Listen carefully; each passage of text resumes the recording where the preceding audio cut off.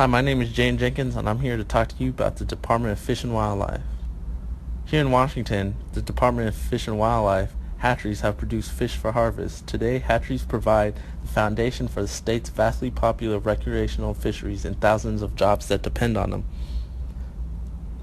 Although in recent years, hatcheries have taken on an additional new role, they are becoming an essential tool in the conservation of native salmon stocks. Indeed, as far back as 1977, long before fish species were listed under endangered species. The Department of Fish and Wildlife hatcheries have been using a new tactic to keep the species alive, such as the fish of Chinook stock and many other. Presently, about a third of the state's hatcheries are used in some capacity for wild stock conservation work.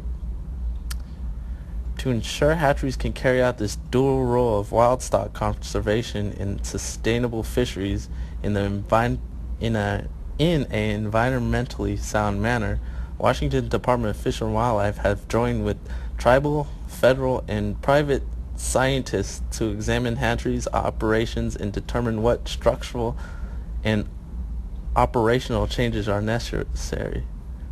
The goal of this unprecedented collaboration effort, launched in 2000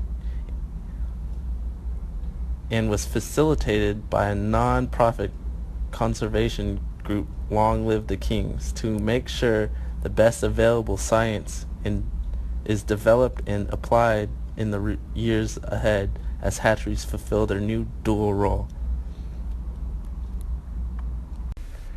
So I have a Washington State employee on the phone, my father, Fletcher Jenkins. Hi, Fletcher. Hello, how you doing there, Jaden? I'm doing good. So I have a few questions.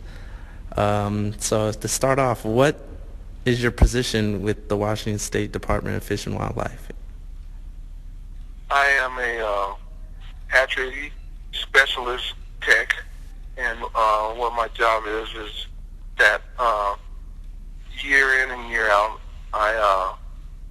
we rear fish from eggs, and we rear fish that come from different parts of the country too. And what we do is we try to replenish the lakes and the region of the saltwater to here with Chinook. We raise Chinook, coho, rainbows, and some German browns too. But over time, that's what we do is we try to just keep the fish migrating back with all the pollution and all that stuff, and that's what we're trying to do is help Mother Nature a little bit. So you would say you're a facilitator of the ecosystem. Oh, well, I wouldn't say that, but I would say that we try to help what we can because, with over time, pollution and so many things that cause catastrophes, oil spills and stuff like that. We're just trying to preserve the fisheries for the next generation. People do survive on fishing anyway, so it's a big resource for people.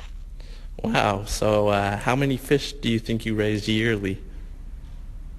Well, our program at the Lakewood Hatchery Complex is we raise 1.2 million Chinook, and we release them at 50 to the pound. So these fish they hatch out. They're 900 to the pound when they hatch out, and we have to get them all the way down to 50. And the delayed release is small, as big as 50 to the pound. And they migrate as far from Lakewood to Canada, and then within 4 years of their life, adult life, they migrate back to this one creek that we released them and acclimated them at. And we also have rainbow, that they're freshwater fish. We raise those, and they're for opening day on fisheries, opening day for kids to go out and catch them and stuff like that. And we also raise kokanee too, where we raise these fish for Tacoma Power because they put up these dams and mitigate it, so they're trying to give back too. So we have programs where we cross over and raise for like Tacoma Power and different organizations like that. Wow, that's exciting stuff.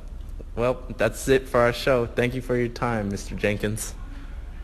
Thank you for having me. So there you have it, folks. A great insight on the new world of Department of Fish and Wildlife. Thanks for listening from your host, Jaden Jenkins.